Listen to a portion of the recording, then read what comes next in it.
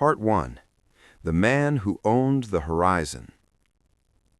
In the autumn of 1836, a philosopher from Boston named Ralph Waldo Emerson walked out into the countryside north of the city.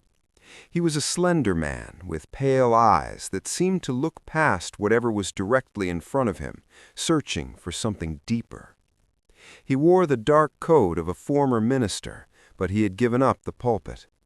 He was looking now for truth in the world itself, not in scriptures.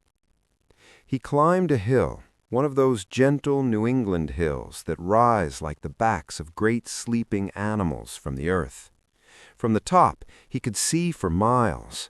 The land rolled away in all directions, pastures dotted with sheep, cornfields turned golden with autumn, farmhouses with smoke rising from their chimneys, stone walls tracing the boundaries between one man's property and another's. He knew who owned these fields. He had walked these roads for years, had spoken to the farmers, had seen the names carved on gateposts and written in town ledgers. "Miller owns this field," he said to himself, scanning the landscape. "Locke that, and Manning the woodland beyond." But as he stood there, watching the sun climb higher and the shadows shorten, a strange thought came to him. It was a thought that would grow into an essay called Nature, and that essay would change American literature forever. None of these men, Miller, Locke, Manning, truly owned what he was seeing. They owned their individual patches of dirt, yes. They had deeds recorded at the county courthouse, boundaries marked by stones and fences, legal rights to till the soil and cut the timber. But the landscape itself, the whole sweep of hill and valley, the curve of the river in the distance, the sense of something vast and ancient and beautiful, that belonged to no man. No, that was wrong. It did belong to someone. It belonged to the man who could see it all. It belonged to the poet.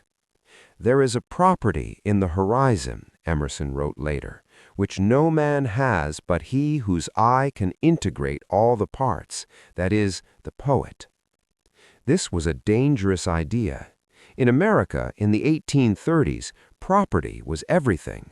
The nation was still defining itself by land, by westward expansion, by the buying and selling of acres, by the violent displacement of native nations to make room for new farms and towns. To own land was to be a citizen. To own land was to be free. But Emerson was suggesting that there was a higher kind of property.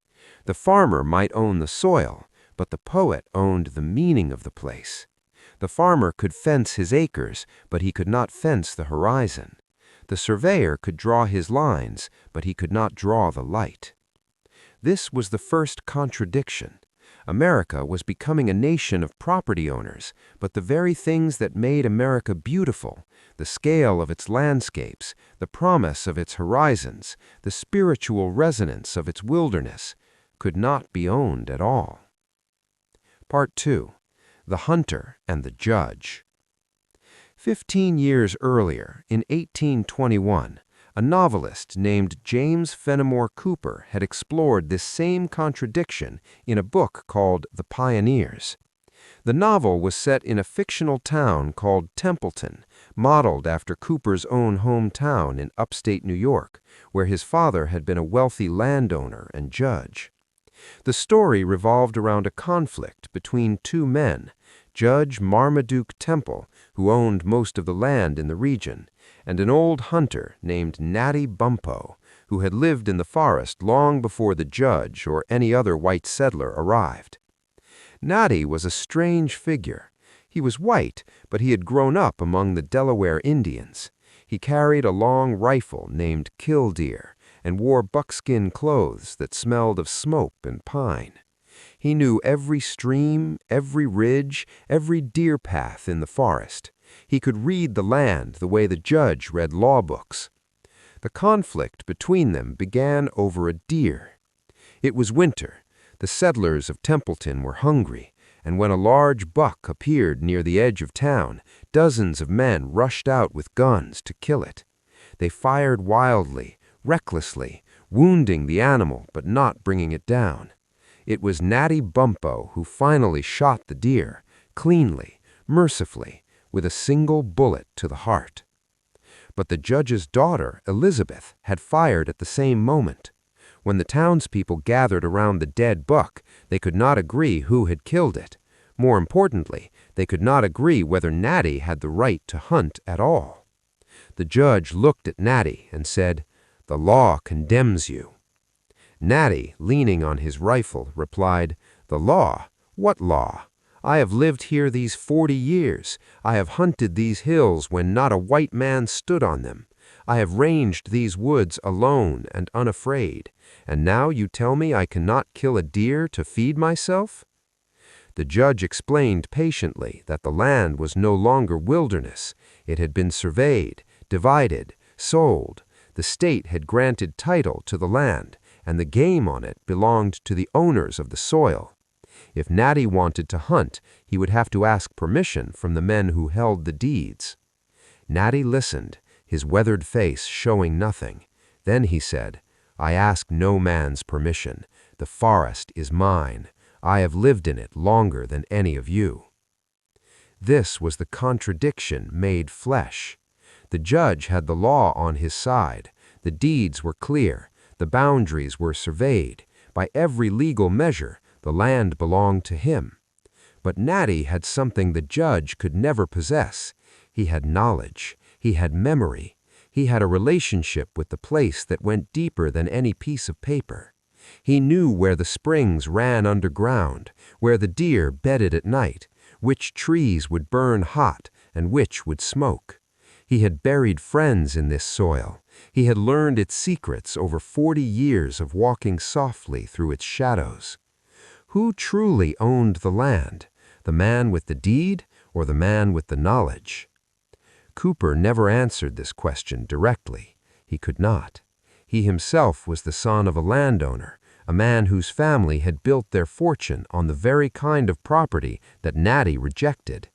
The novel ends ambiguously. Natty leaves Templeton, heading west to find wilderness that has not yet been surveyed, not yet owned. But the question lingered. It still lingers today. Part 3. The story the men did not tell. There was another writer in the 1820s who saw this contradiction from a different angle. Her name was Catharine Maria Sedgwick, and she lived in western Massachusetts in a town called Stockbridge that had once been Mohican land.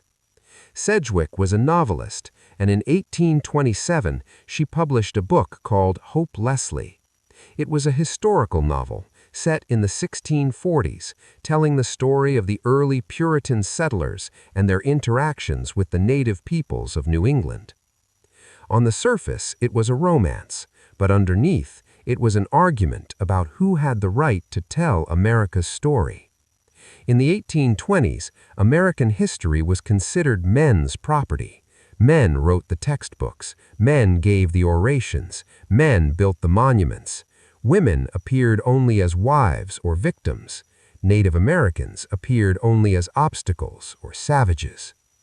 Sedgwick set out to claim a different property. She wanted to own the story, or at least to own a share of it. Her novel centered on two women, Hope Leslie, a young English colonist, and Magawiska, a young Mohican woman whose family had been destroyed by the settlers. Through their parallel stories, Sedgwick showed that the history of America was not just a story of European conquest. It was also a story of friendship, loss, violence, and survival that could not be contained within the usual narratives. At one point in the novel, Magawiska stands before a Puritan court and refuses to betray her people. She says, "My father's bones are on these hills. The blood of my ancestors flows in these streams.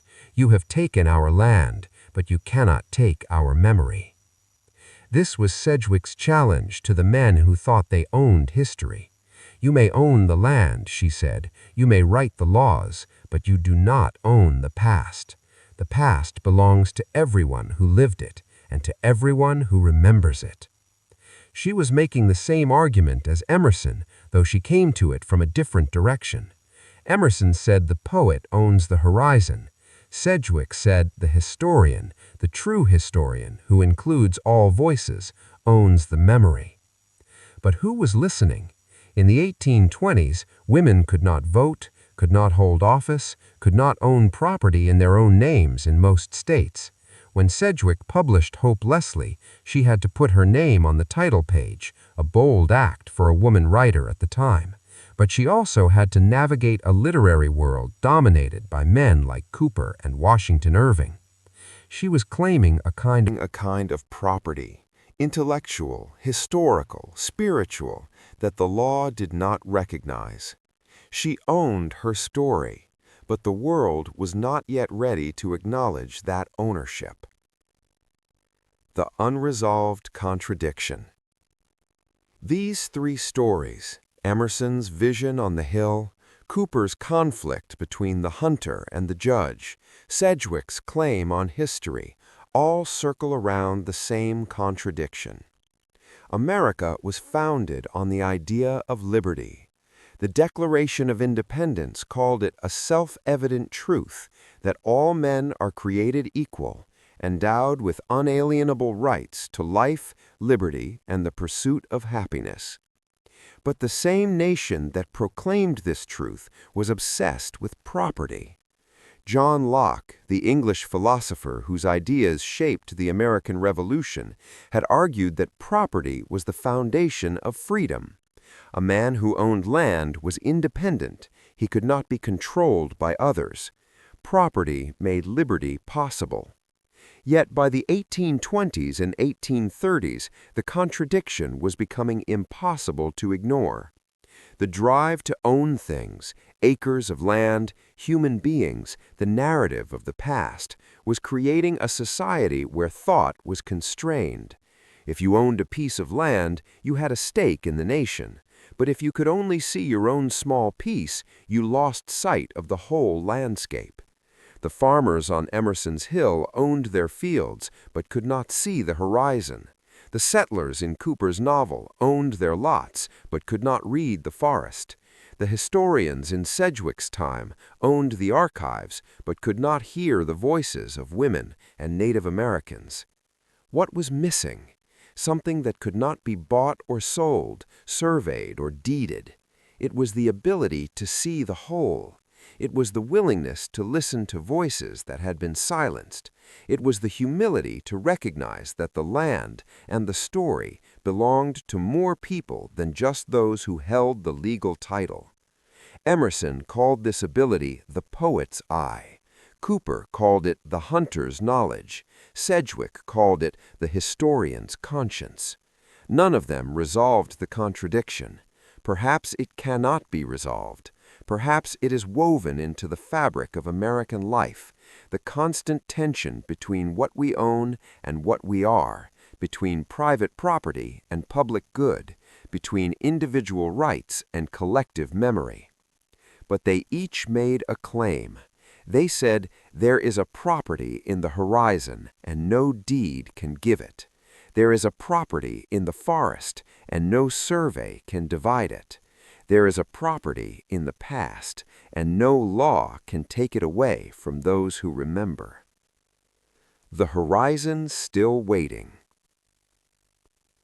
Today, if you stand on the same hill where Emerson stood in 1836, you will see a different landscape. The farms are mostly gone, replaced by suburbs and highways. The stone walls still run through the woods, marking boundaries that no longer matter. The names Miller, Locke, and Manning have faded from the gateposts. But the horizon is still there. The light still falls across the hills in autumn. The sense of something vast and ancient and beautiful, that has not changed. And the contradiction remains. We still divide the land into private lots, build fences around our possessions, argue over property lines and water rights and mineral claims. We still tell stories that leave out half the voices. We still struggle to see the whole. But there is always someone standing on a hill, trying to integrate all the parts. There is always someone walking through the woods, reading the tracks. There is always someone writing a history that includes the forgotten. They are claiming their property, the property that no deed can give and no law can take, the property in the horizon.